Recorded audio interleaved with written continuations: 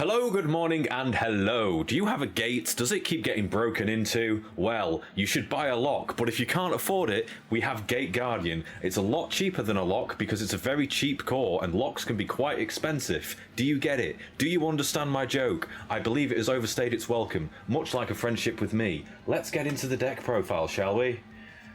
Okay. To Suijin, unfortunate side effect of playing Gate Guardian is you must play the Gate Guardian pieces. They all have the same effect, which is if they are attacked during the damage calculation, they reduce the opponent's monster's attack to 0. And honestly, if the opponent falls for that, they deserve it. Not to victim blame, but it is what it is. So we also play the Kazejins, which does exactly the same thing, and Sanga of the Thunder, which they all have the same effect. They're all level 7s. We play them at 2 because then it gives you the wiggle room to extend further than just one of the monsters, and you don't play them at 3 because you don't really want to see them in your hand very often. They're a bit bricky, so we'll just put them over there in the corner and try and forget about them. 3 Shadow Ghoul of the Labyrinth. This is great. This is basically just a terraforming for your field spell, which is actually useful. Also, it has a second effect. If you control the field spell, you can banish it from your graveyard to destroy an opponent's monster, which is quite nice.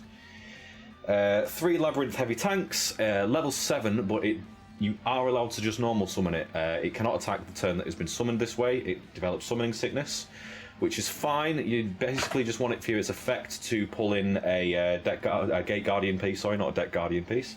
Gate Guardian piece from deck or graveyard to continue a spell and trap zone. So then you control it, which is what you need for some of the fusions. Some Kaijus, 2 Radian, 1 Kumongous. I run it at that ratio because that's the ratio I pulled them out of my binder. Just make sure they're level 7. It doesn't particularly matter which they are after that fact. It's just good to tribute over an opponent's problematic monster. And 3 Ash Blossom of the Joyous Spring, because we have lots of big scary monsters, so sometimes you need a little bit of yin to your yang. And also it's very good at just being a hand trap and stopping your opponent from interacting with their deck. So that's it for the monsters. For the spells, we run Triple Attack Wind and Thunder at 3. I like this card because I'm an Eldritch player and it reminds me of Conquistador. If you control a Gate Guardian card, you can either activate it as a quick effect or flip it on your opponent's turn to destroy a card your opponent controls. It has a second effect, which is you can banish it from its graveyard to recur a banished piece either to your hand or to your deck. Riryoku Guardian. This card is an OTK Mishagne.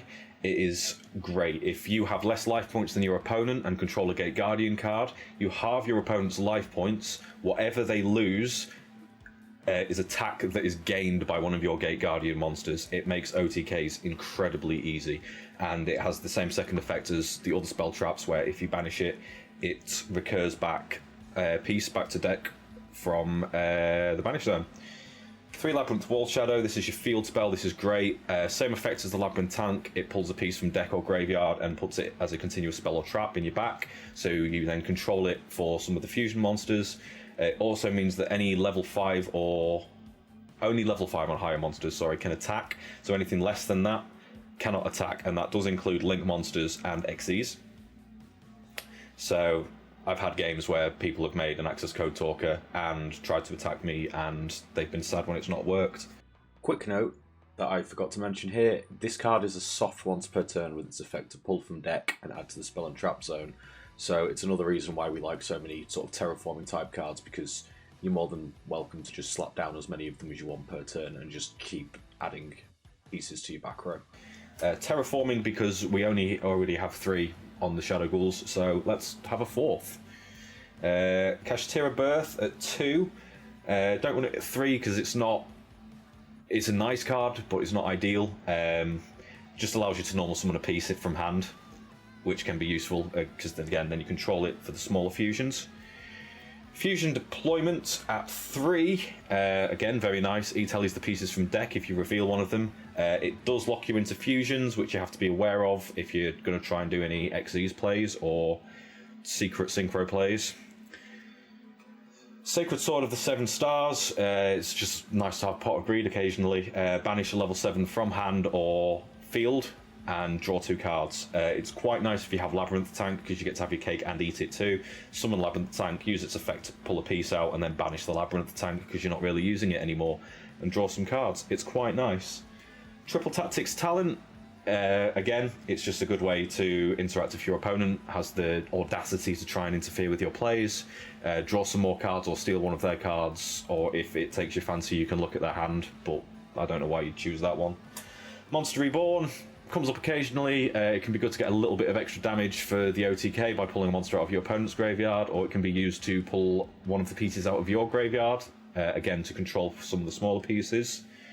Foolish Burial, again, very good for pulling cards out of the deck into the graveyard for either the Monster Reborn if you happen to have both of them, or it's then fuel for the big Gate Guardian. And then we play 1 Prey of Jirai Gumo, the Eggman. This is a weird card. It special summons itself in the same column that it was set and destroys an opponent's monster in the same column that it was set. So it's usually a good idea to set it in the same column as the extra monster zone, because you can get a little bit more legs from that. And yeah, it special summons itself as a level 5, which has lots of synergy in this level 7 deck. So thanks for that, Konami. Beautiful, as always. We didn't want to make Gate Guardian too strong, did we? Extra deck. Gate Guardian combined. So this is the retrain of the vanilla, because the vanilla is, let's face it, useless. So it's nice to have one that does something. Thrice per turn, you may negate and destroy any card that targets another card on the field. Comes up quite nicely. We all wish that it was an Omni Negate, but it'd be a bit too busted then. So yeah, it's a nice card. It's not even once per chain, so just have fun with it. Gate Guardian of Wind and Water. This one is great. It is a 2-time spell and trap neg. I forgot to mention, sorry, if we just go back for a second, this also floats.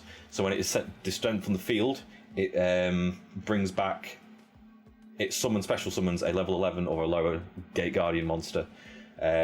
So you can use it to summon the vanilla from deck if you're running that for some reason, or it can special summon one of these ones straight from the extra deck. So anyway, this one is a double spell and trap neg, which is very useful. This one is not once per chain, so be wary of that. And when this one is destroyed or removed from the field, it allows you to special summon one of the Guardian pieces, which can be quite good to float into defensively. Gate Guardian of Water and Thunder.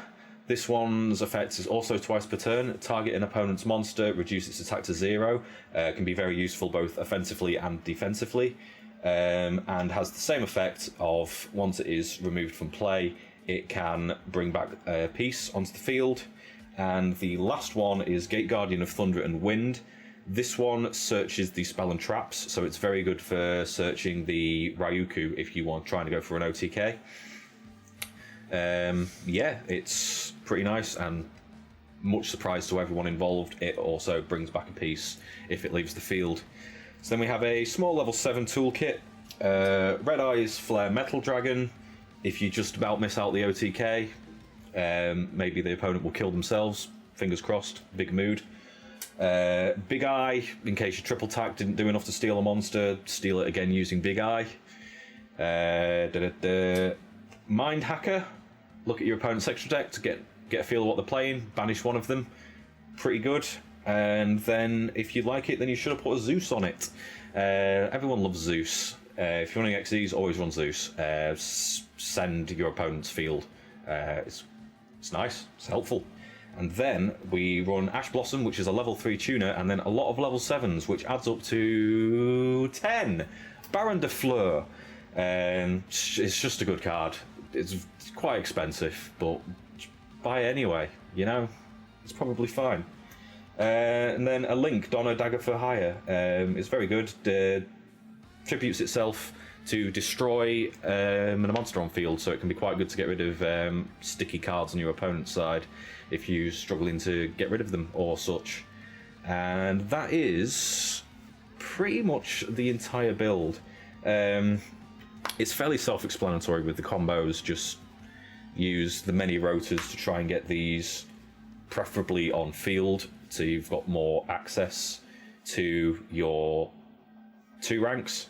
But also, if you just end up getting them in hand or grave, you can just send them from anywhere to make the big one.